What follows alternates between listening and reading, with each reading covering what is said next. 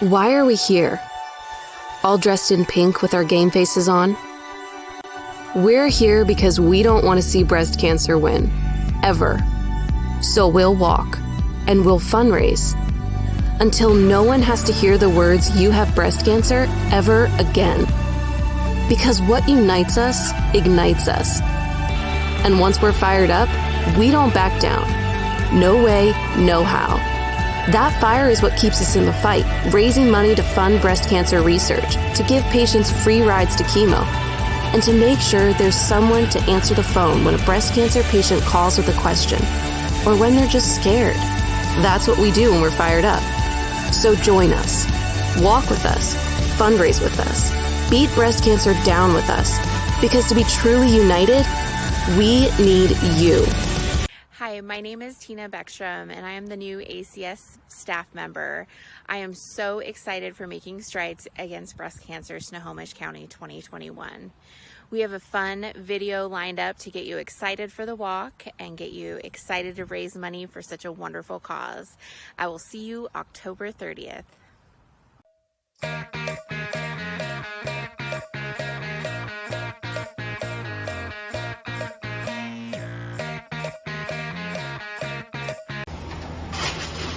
We're going to start with some ice here, maybe a little less.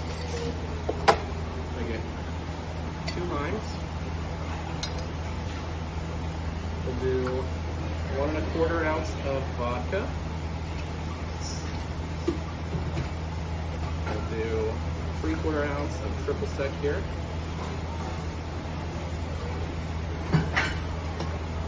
Muddler.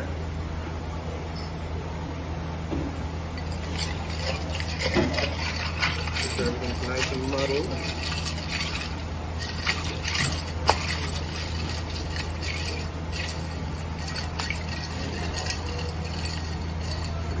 Lime juice in there. Leave out some of the skin oils. Put that in there.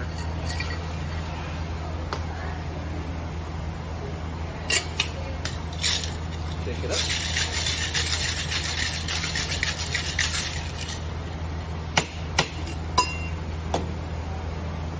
Grab a martini glass here, strainer.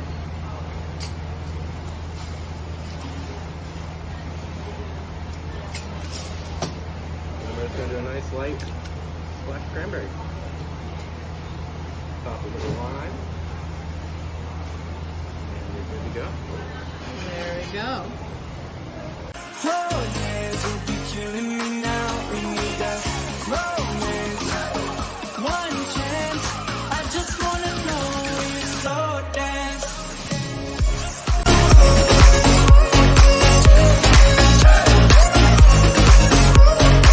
I wanna.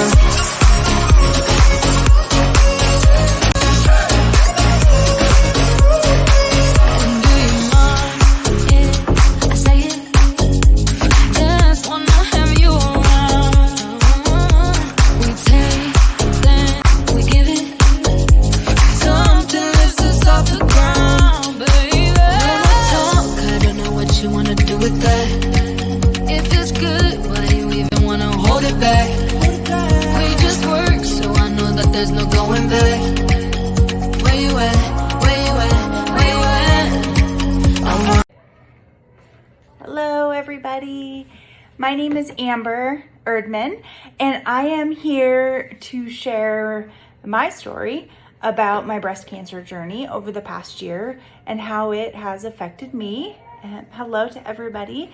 Again, my name is Amber. I am 42 years old. I was diagnosed September 24th, 2020, right in the middle of the pandemic. And yeah, it's been an adventurous year for me going through all of this. But a little bit about myself. I am married to my wonderful husband, TJ, of 22 years. We have 3 kids, 21, 19, and 14. We also have 1 2-year-old grandbaby and another grandbaby on the way. So busy. I'm very busy. I'm also a registered nurse. Working at a school district as a school nurse, and I have a history of working in surgery centers and Hospitals being very busy, and I'll talk more about my changes that I made in a little bit. But anyways, I have a good family, a good support system. I have a great job, and I was very content and happy in my life. I have not had any health conditions. Other than breast cancer, I have no health conditions at all. I don't take any medications besides my cancer medications. I've been very healthy up until my diagnosis. So September 24th, 2020, I went to my plastic surgeon's office for a routine breast implant exchange. I had implants put in 2020 and had no issues with them all this time until I noticed that last summer my right breast started to change shape and it started to hurt just a little bit. So I contacted my plastic surgeon and he asked for some photos, and after reviewing the photos we determined that he thought I had what's called a capsular contracture, which is basically where the capsule around an implant gets hard and is unable to relax. And so we kind of thought that that's what that was. So I got on a plane 3rd week of September, went down to Scottsdale, Arizona, where my surgeon was, checked in for my surgery, was put to sleep, and unfortunately the surgeon found a mass when he opened up my right side. So he contacted my husband and asked for permission to do a biopsy. And then they woke me up and gave me the news, which, we all have those aha moments in our life. I kind of knew that this was going to be cancer. So we patiently waited all night long until the next day when I got my results. And in fact, it was invasive lobular carcinoma. And at the time thought to be just stage 2, no lymph node involvement. After I met with an oncologist and a whole team of specialists and did some clinical testing, MRIs, CTs, bone scans, all that fun stuff, it was determined that I was actually stage 3B, and I had 3 of 10 lymph nodes that were positive. So got a port right away. I started chemotherapy right away. I did 8 weeks of chemo, 4 weeks of adriamycin and Cytoxan, better known as AC or the Red Devil, followed by 4 treatments, 2 months of Taxol. And after finishing the chemotherapy, I did not have a response to that in my tumor. My tumor size was determined to be 14 centimeters, which is about 5 inches in diameter, or the size of a grapefruit. So after chemotherapy, I got a little bit of a break. I had a bilateral mastectomy on March 19th, followed by a completion axillary node dissection on April 7th after they found cancer in my lymph nodes. After my surgeries, I had a little time to recover, and then I started radiation. I did 30 rounds of radiation once a day, every day for 6 weeks, and suffered some second-degree burns from that, but overall it was easy compared to chemo. I completed my radiation on July 2nd of this year, and I am now living with no evidence of disease. So everything I went through was totally worth it, but doing this during COVID was rough. I had to do a lot of it alone. Most of my appointments alone, all of my chemo alone. My surgeries, I was alone, dropped off outside of an emergency room, and stayed by myself and had to be picked up. Radiation was towards the beginning of this summer as things started to open up, so I was able to bring somebody with me, but to be honest, radiation was easy peasy. It was the easiest thing I did in all of this. So if there's any advice I can give to anybody out there, it would be to stay positive. Have a good attitude. Negativity doesn't do anything good for me. It didn't do anything good for me during this whole process. And believe me, I had days that were not so good. But staying positive and thinking about my life after cancer and how that was going to look, it was huge for me. I had a lot of compliments from people who said, gosh, you're so positive, and it's the only way to be, So I'm here. I'm no evidence of disease. I am currently taking 4 different medications. One of them is a targeted therapy or oral chemotherapy.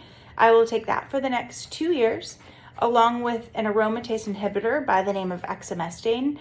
The purpose of that drug is to stop my body from producing estrogen, because my cancer was estrogen and progesterone positive. So we want to stop estrogen production in the body. I also got a Lupron injection to shut down my ovaries, which is just another step to prevent estrogen from being released into my body. And a Zometa infusion. Every 6 months I'll have that to keep my bones healthy and strong and to create kind of a hostile environment so that cancer doesn't metastasize to my bones. So I think the hard part is over. I've been through the ringer. I've done all the hard stuff, and now we just kind of hope that cancer doesn't come back. And I'll take my medications to do everything I can do to ensure that that doesn't happen. But yeah, so I think everybody, the American Cancer Society was amazing for me. A lot of their programs were not available due to COVID, but you can go online and sign up for special services. They'll send you a little care package in the mail. They've been amazing. Everybody was just so great throughout my whole process. And I just thank everybody who prayed for me. And I thank all of the support systems that are out there. And if we can get, money and resources in the hands of these cancer researchers, we can make a lot of headway and hopefully save lives of many, many women coming in the future. Thank you so much for allowing me to talk and listening to my story. And I hope anybody else going through this in their personal life can feel supported. And yes, again, just thank you so much. Thank you, American Cancer Society, for reaching out, for being such a great system and support for people. And yeah, just thank you. Thanks a lot, everybody. Bye-bye.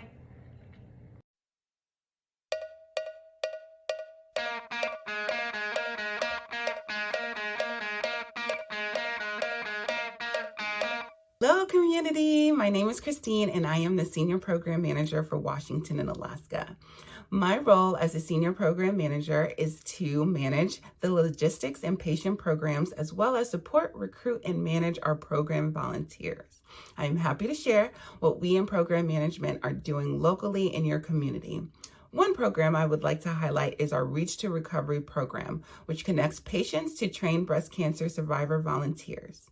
Through our Reach to Recovery programs, patients have access to online chat or phone conversation with trained volunteers who have survived breast cancer, so patients can talk to someone who knows what they're going through.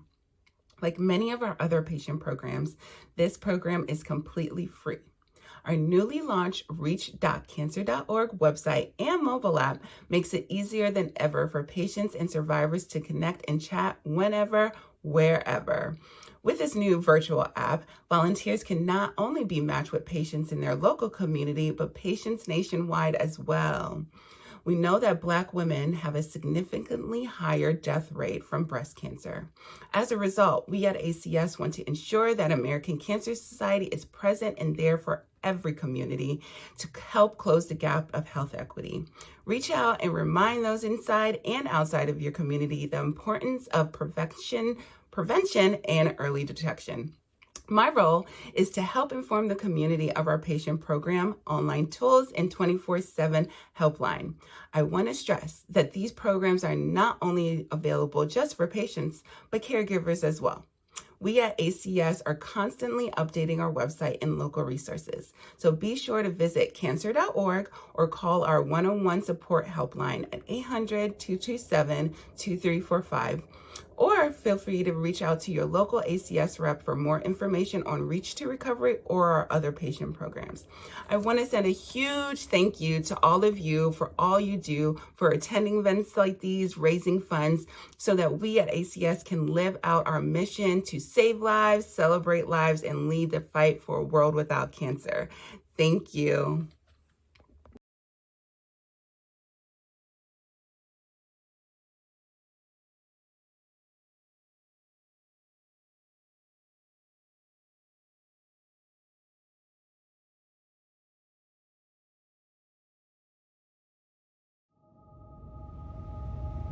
No matter the color of your skin, where you live, who you love, or who loves you, anyone can get cancer.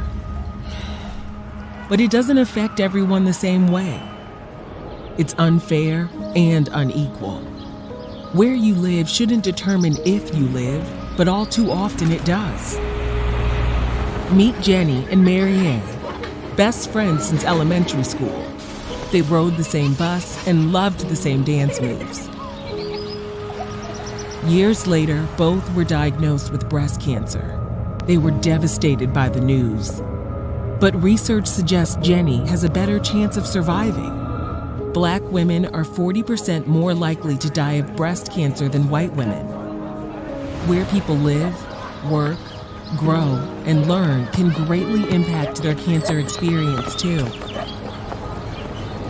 Jenny lives in an area with access to quality health care, affordable healthy foods, and reliable transportation.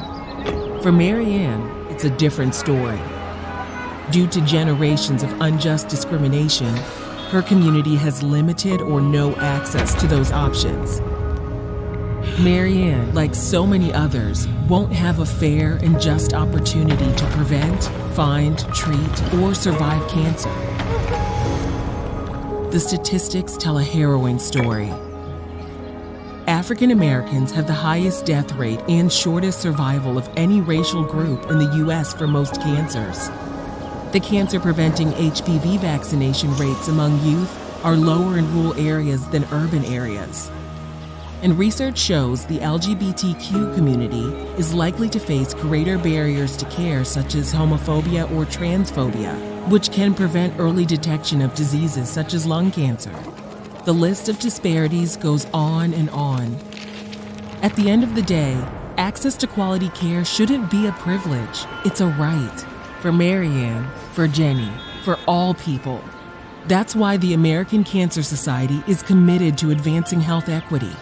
That includes access to cancer prevention, detection, treatment, and survivorship by addressing the social determinants of health. A mix of social, economic, cultural, environmental, and health systems factors historically linked to discrimination or exclusion. We're working tirelessly to provide the tools and resources based on need that allows everyone a fair chance to reach their full health potential. That means we're stepping up our commitment to health equity in our research priorities, programs, services, and advocacy. Health equity is what ACS and ACS Can believe in. Join us in advancing health equity and reducing cancer disparities.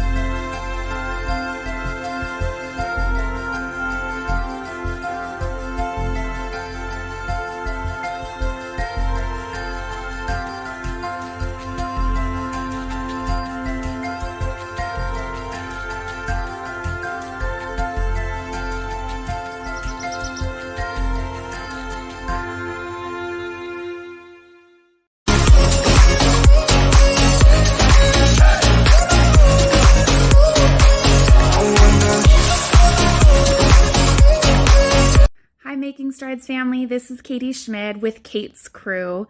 That's my team. I'm so excited for this 2021 season, and hopefully we are all going to be doing it in person this year, which is pretty exciting. I just encourage everyone to get out there and get your donations and get your team members signed up. This will be my 6th year as part of Making Strides, and I love it every single year. It means everything to me, just because we're being someone else's village and taking the time to care for our community and the people in it that are going through breast cancer, both men and women.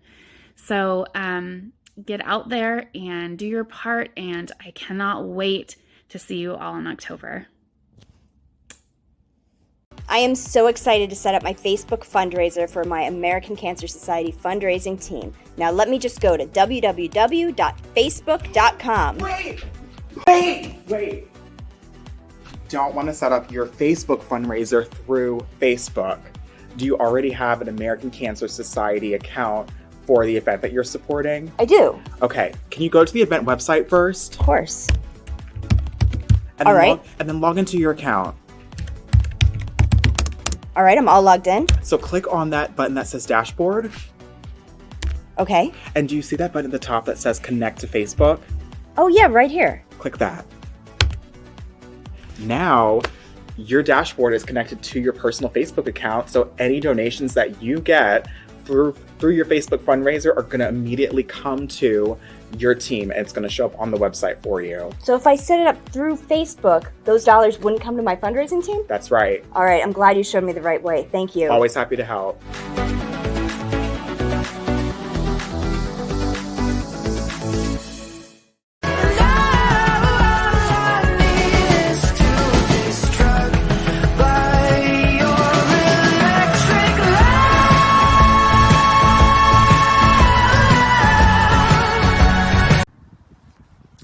Tina here with an exciting fundraising competition.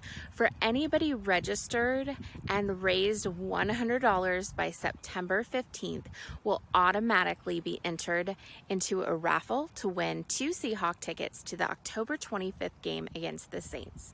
Thank you to my good friend Megan Abram for donating those tickets. Go Hawks!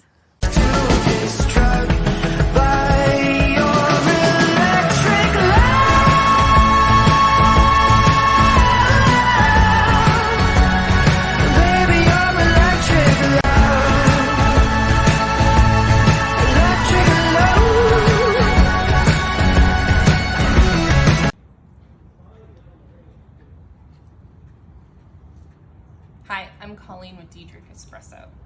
We are so excited to be supporting Making Strides Against Breast Cancer. Come and see us October 30th in our new food truck. Bye guys! Hi everyone, I'm Jen Harvey, Community Development Manager from Ziply Fiber. Ziply Fiber is very excited to be a part of Making Strides Snohomish County this year. We can't wait to see you on the start line. Hi,